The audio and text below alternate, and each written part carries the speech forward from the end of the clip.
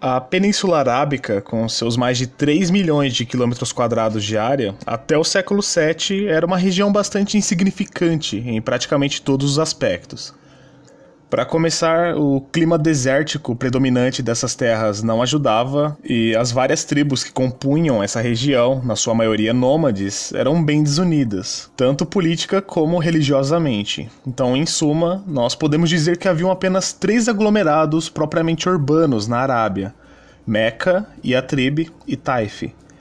Então, se a gente comparar isso com a grande ação civilizadora do Império Romano, que a essa altura do século 6 e 7 ainda estava vivo no Oriente sob o Império Bizantino, e com o Ocidente que, mesmo após a queda do Império, já se reerguia com os povos bárbaros crescendo culturalmente, nós vemos que os árabes até o século 7 nem sequer ameaçavam se tornar uma força regional, então quem dirá mundial. A cidade de Meca, certamente a mais importante da Península Arábica nesse tempo, abrigava uma construção cúbica chamada de Kaaba, que antes do surgimento do islamismo servia como um centro de culto para as várias tribos árabes. É bom ressaltar que estes povos eram em sua maioria politeístas, sendo assim eles veneravam vários tipos de deuses e espíritos, e acreditava-se nessa época que dentro da Kaaba estivessem reunidos os mais diversos deuses. Sendo assim, esse era um local bastante relevante para os árabes daquela época. Dentre estas divindades contidas na Kaaba, uma em particular começava a se sobressair ali no tempo de Maomé, sendo reconhecida como a maior entre as divindades. E este era Allah, Allahu Akbar, Allah é maior, diziam os Hanifs, monoteístas da região que não eram nem judeus nem cristãos.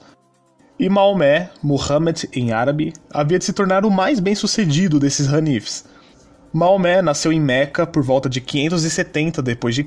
e pertencia à poderosa tribo dos Quraishitas, que era a mais poderosa tribo árabe deste tempo e que controlava não só os interesses caravaneiros de Meca, como a própria Kaaba.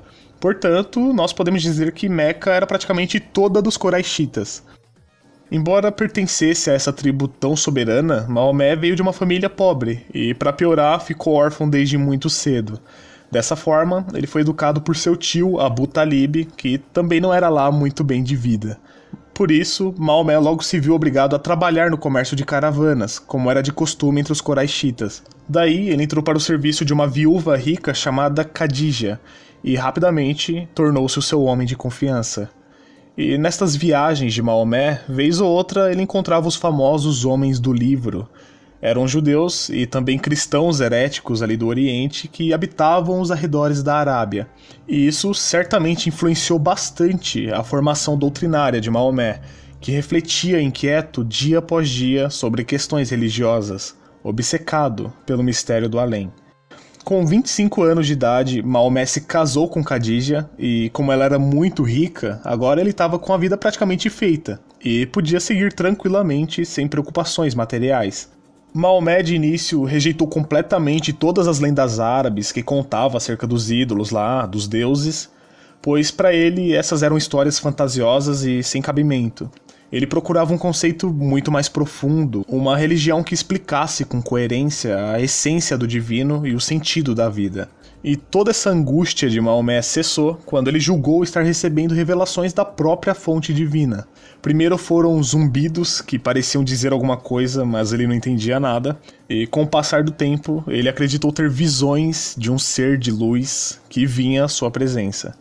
Daí pra frente, Maomé identificou este ser como sendo o arcanjo Gabriel, e nestes momentos únicos de exaltação, ele saía ainda mais convicto de que estava recebendo uma revelação divina acerca de uma religião monoteísta especial, que já tinha sido transmitida à nação judaica e aos cristãos, mas que agora Deus o escolheu para transmitir à sua nação árabe, e em árabe. A princípio, Maomé ficou meio que com um pé atrás, receoso, mas Khadija, sua esposa, logo o encorajou a seguir nessa missão, o que faz dela a primeira mulher muçulmana. Com a conversão de sua esposa, Maomé logo se pôs a pregar, primeiro a seus parentes e seus amigos mais próximos, que formaram seu primeiro grupo de discípulos, mas Maomé sabia que só conseguiria trazer à sua nova religião um número massivo de seguidores caso ele se lançasse ao povão. E foi isso que ele fez, mas foi aí que veio também a primeira decepção de Maomé. Pois quando ele chegou em Meca com essas histórias de revelação, de monoteísmo, de ressurreição e amor para com os pobres, ele acabou sendo rechaçado pelo seu próprio povo. Muitos acusavam Maomé de ter recebido tais revelações estando possuído por demônios. Mas, apesar do abatimento, isso não fez com que ele parasse com a pregação. Alguns árabes da cidade de Yatrib estavam em Meca nessa ocasião, e eles pareciam muito mais propensos a acreditar em Maomé do que os próprios concidadãos dele. Então o líder dos muçulmanos resolve partir para Yatrib, pois era lá que ele via suas ideias prosperando de forma mais vertiginosa. E ele não poderia estar mais certo, pois essa imigração de Maomé para Yatrib em 622, chamada de Hégira pelos muçulmanos, seria um verdadeiro marco para o Islã, tanto que ela divide as eras no calendário árabe. Assim como para os cristãos, o nascimento de Cristo é o ponto inicial da nossa era, para os muçulmanos, a Hégira é o início do calendário deles. E a tribo, nesse caso, vai passar a se chamar Medina, que significa a cidade do profeta, ou simplesmente a cidade, pois foi lá o primeiro centro da propaganda religiosa e do governo islâmico. A partir daí, Maomé agora já era o chefe de uma comunidade muito promissora e com algum potencial de crescimento, mas acontece que os cristãos heréticos daqueles lados da Arábia eram um tanto intransigentes ainda, e mais ainda os judeus, que não aceitavam de forma alguma a missão profética de um gentil. Logo, toda aquela ideia de pregação e conversão na base do convencimento era coisa do passado na cabeça de Maomé. Pregação era coisa de cristãos aventureiros, e para ele essa não era uma forma eficaz de conquistar pessoas e territórios para sua doutrina. Aos olhos de Maomé, a via mais eficiente era a da diplomacia, e se fosse preciso, mesmo a guerra era um meio válido. E por falar em validação, Maomé buscou justificar a sua religião perante judeus e cristãos, afirmando que ela também tinha origens abraâmicas, ou seja, em Abraão, dizendo que os árabes são descendentes de Ismael, o filho primogênito de Abraão, e no fim das contas, Abraão não era nem judeu e tampouco cristão. Com isso, Maomé quis pôr em pé de igualdade judaísmo, cristianismo e o seu islamismo. A Kaaba, por sua vez, foi aceita por Maomé, que a transformou em local de culto a Alá, pois teria sido a Kaaba, segundo diz o próprio Maomé, edificada por Abraão como altar de veneração ao Senhor. Ao mesmo tempo que Maomé concluía sua doutrina, ele promovia a guerra. Juntou um exército com centenas de discípulos seus e partiu para cima de Meca com tudo. Venceu a batalha de Badir, perdeu a batalha de Uhud, foi cercado sem sucesso em Medina e aos poucos foi ficando muito popular por todos os lados. O povo humilde de Meca sentia um certo rancor pelos Quraixitas, vistos como exploradores. E no meio de tudo isso, o Islã do suposto profeta Maomé seguia ganhando muitos adeptos. A aprovação popular de Maomé passou a ser tanta que, sem desferir um só golpe, Maomé entrou vitorioso em Meca, sua cidade natal, em 629. 3 anos mais tarde, retornou a Meca em uma peregrinação a Kaaba e, tendo voltado novamente a Medina, morreu lá mesmo, em junho de 632. Agora vamos entender aqui um pouco os pontos doutrinários do Islã, começando pelo Alcorão, palavra árabe que significa a recitação. E como todos sabem, este é o livro sagrado do islamismo, né? E basicamente, diferente da nossa Bíblia, que tem vários escritores, Maomé é o único formulador de toda a doutrina contida no Corão. E o Alcorão significa recitação, porque enquanto Maomé doutrinava os seus adeptos, estes iam anotando cada palavra que saía da boca de seu mestre. 20 anos após a morte de Maomé, todos estes escritos foram organizados, divididos em 116 capítulos, ou suras, que por sua vez estavam subdivididos em versículos. Os capítulos foram dispostos conforme o tamanho, com os mais extensos em primeiro lugar. E graças ao ímpeto expansionista de Maomé, o Islã em pouco tempo tomou toda a Arábia.